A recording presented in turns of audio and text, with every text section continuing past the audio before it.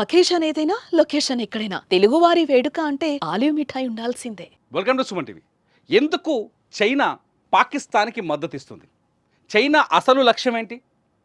భారత్‌ని భారత్‌తో పెట్టుకొని భారత్‌తో యుద్ధం చేసి గెలుస్తుందా చైనా? గెలవాలని ఆలోచనలో ఉందా? గెలిచే శక్తి ఉందా ఫస్ట్ ఆఫ్ ఆల్? చైనాకి ఆ శక్తి దమ్ము ఉందా అంటే కాదు. చైనా అసలు లక్ష్యం ఎవరైతే ఇక్కడ చాలామంది కొందరు ఇవాళ సోషల్ మీడియాలో చూస్తుంటే ఎప్పుడైతే సీజ్ ఫైర్ అమల్లోకి వచ్చిందో ప్రధాని మోదీ మాట్లాడారో మాటల తర్వాత చాలా మాట్లాడుతున్నారు సోషల్ మీడియాలో. చాలామంది చాలా గొప్పవాళ్ళుగా మేధావులుగా ఫీల్ అయ్యేవాళ్ళు కొందరు జర్నలిస్టులు కూడా ఉన్నారు ఇందులో. తెలుగు వాళ్ళైతే కొందరు జర్నలిస్టులు కూడా ఉన్నారు. నేను వాళ్ళని కూడా ఫాలో అవుతున్నాను. కానీ అసలు విషయాన్ని మర్చిపోతున్నారు. భారత్‌ని నాశనం చెయ్యటం చైనా మొదటి లక్ష్యం. భారత ఆర్థిక వ్యవస్థని దెబ్బగొట్టడం చైనా మొదటి లక్ష్యం. భారత్ ఎప్పుడైతే ఆర్థికంగా వెనకబడుతుందో అప్పుడు చైనా ప్రపంచం పైన ఆధిపత్యాన్ని సాధించొచ్చు అనే ఆలోచనతో ఉంది. అమెరికా చైనా మధ్య శత్రుత్వం ఉందా అంటే 100% ఉందని కూడా చెప్పలేం. ఎందుకంటే దొంగ నాటకాలు ఆడుతారు కొద్ది రోజుల నుంచి మనం చూస్తుంటే. అమెరికా ట్రంప్ అధ్యక్షుడు వస్తాడు, అమెరికా పైన ఆంక్షలు విధిస్తాడు, మళ్ళీ వీళ్ళిద్దరు మాట్లాడుకుంటాడు. ఆడు 20% తగ్గుతాడు, ఈడు 30% తగ్గుతాడు. ఎవరిని మోసం చేయాలనుకుంటున్నారు? ఇండియాను చూసి ఇవాళ చైనా అంటే బలమైన ఆర్థిక శక్తిగా ఎదుగుతున్న దేశాలన్నీ ఇండియాను చూసి భయపడుతున్నాయి. America భయపడుతోంది, China భయపడుతోంది. ఎందుకంటే అమెరికా ఎకనామీలో అమెరికా మొదటి స్థానంలో ఉంటే చైనా రెండో స్థానంలో ఉంది, జర్మనీ మూడో స్థానంలో ఉంటే జపాన్ నాలుగో స్థానం ఉంది, ఐదో స్థానంలో భారత్ ఉంది. ఐదో స్థానం నుంచి రెండో స్థానానికి ఎగబాగటం భారత్కి ఎక్కువ రోజులు పట్టే అవకాశం లేదు. చాలా వేగంగా పైకొచ్చే అవకాశం కనిపిస్తోంది. అందుకే పాకిస్తాన్ని వాడుకొని గతంలో అమెరికా చేసింది, యూరప్ దేశాలు చేశాయి. అదే పనిని ఇవాళ మళ్ళీ చైనా చేస్తుంది. అమెరికా ఏం తక్కువది కాదు. నిన్నేదో పాకిస్తాన్లో అణుబాంబులు బ్లాస్ట్ అయిపోయాయి, భారత్ వేసిన బ్రహ్మోస్ క్షిపణితో అని చెప్పేసి ఒక చర్చ రాగానే అత్యంత ముందుగా వచ్చింది అమెరికా ఫ్లైట్ అనట. మొదటి నుంచి మీకు ఈ విషయం తెలుసు, కొంతవరకు నాకు తెలిసి చెప్తాను. అమెరికా అణుబాంబుల్ని దాచిపెట్టింది కూడా పాకిస్తాన్లోనే అని ఒక చర్చ ఉంది. పాకిస్తాన్ అందుకు అమెరికా కొంతకాలం సాయం చేసిందనే చర్చ కూడా ఉంది. కినువా పర్వతాల్లో అమెరికా కూడా అణుబాంబులు దాచిందనే ఒక చర్చ ఉంది.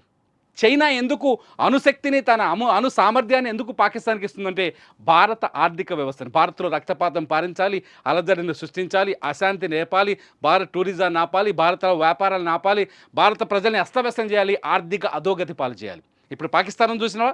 పాకిస్తాన్లో తినడానికి తిండి లేదు, ఉండడానికి టికానా లేని పరిస్థితి ఉంది. కాబట్టి ఆ పరిస్థితిని భారత్కి తీసుకొచ్చి భారత్ని దెబ్బకొట్టాలనేది చైనా వ్యూహం. చైనా ఎప్పుడు భారత్తో ప్రత్యక్ష యుద్ధం చేయదు. అటువంటి చైనా అందుకే అలజడి కోసమే నిన్న పాకిస్తాన్తో సీజ్ ఫైర్ అయ్యాం కదా, ఇవాళ ఇక్కడ నుంచి అరుణాచల్ ప్రదేశ్తో చైనా వివాదంలోకి ఎంటర్ అయింది.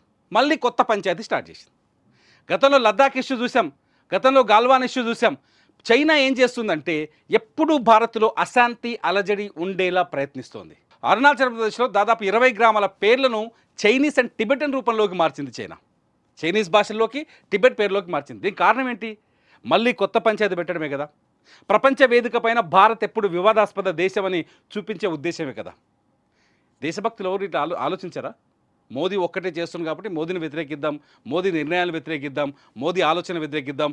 ఎందుకు ట్రంప్ చెప్పంగానే మోదీ యుద్ధాన్ని ఆపేశాడు, ఎవడో మూడో వాడు వచ్చి కపిల్ సిబాల్ అనే ఒక ఎంపీ మాట్లాడుతున్నాడు, మూడో దేశం ఎందుకు వచ్చింది పాకిస్తాన్ ఇండియా మధ్య అని చెప్పేసి.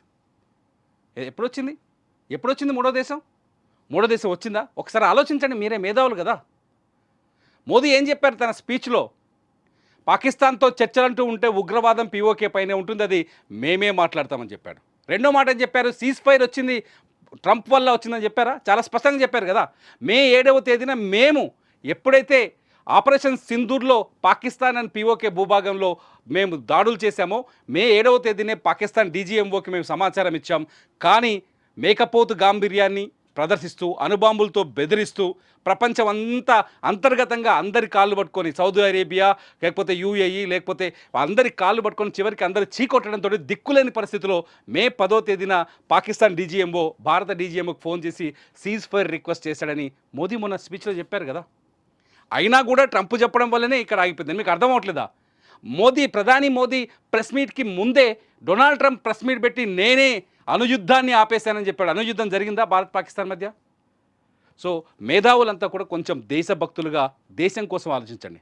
ఒకటే రిక్వెస్ట్ ఏంటంటే ఈ దేశంలో పుట్టినందుకు మనం ఈ దేశానికి రుణం తీర్చుకోవాలి. ఈ దేశంలో పుట్టి పక్క దేశాలను పొగిడితే. ఎందుకంటే పాకిస్తాన్లో ఇప్పుడు జరుగుతున్న వార్తలు ఏంటంటే మన దేశంలో మన రాజకీయ నాయకులు మోదీకి వ్యతిరేకంగా చేస్తున్న కామెంట్స్ని పాకిస్తాన్లో ప్రచారం చేస్తున్నారు. దాని డీటెయిల్స్ కూడా మీకు చూడొచ్చు. సో దయచేసి ఈ దేశ భక్తుడిగా, ఈ దేశం మట్టి వాసన పీల్చిన వాడిగా, ఈ మట్టిలో పుట్టిన వాడిగా ఒకసారి ఆలోచిస్తే బాగుంటుంది అనేది నా ఉద్దేశం. నిజంగా చాలామంది దేశం అనే కోణం మానేసి రాజకీయం అనే కోణంలో ఉన్నారు. నా ఉద్దేశం కూడా అదే. వ్యక్తిగతంగా రాజకీయం అనే కోణం వదిలేసి దేశం అనే కోణం గురించి ఆలోచించండి. 26 మంది అమాయకుల్ని అన్యాయంగా పొట్టన పెట్టుకుంటే మాట్లాడరా? ఇవాళ చైనా వచ్చింది కదా, అక్కడి నుంచి కనిపిస్తుంది కదా. పాకిస్తాన్ ఆగిపోయింది, చైనా స్టార్ట్ చేసింది కదా. దేశం కోసం చేద్దామా, లేకపోతే మన రాజకీయాలు ఆడుకుందామా? మీరు కామెంట్ చేయండి. మనకు దేశభక్తి కావాలా, రాజకీయాలు కావాలా? ఈ వీడియో కింద మీరు కామెంట్ చేయండి. మీ కామెంట్స్ పైన ఖచ్చితంగా నేను మరో వీడియో చేస్తాను. చూస్తూనే ఉండండి సుమన్ టీవీ.